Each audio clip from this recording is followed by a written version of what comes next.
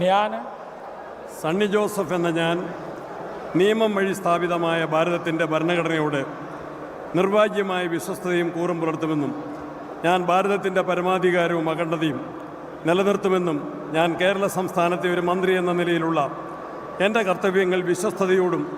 മനസാക്ഷിയെ മുൻനിർത്തിയും നിർവഹിക്കുമെന്നും ഭരണഘടനയും നിയമവും അനുസരിച്ച് ഭീതിയോ പക്ഷപാതമോ പ്രീതിയോ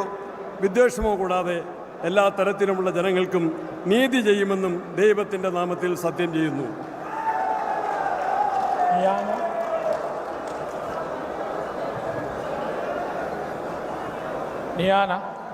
സണ്ണി ജോസഫ് എന്ന ഞാൻ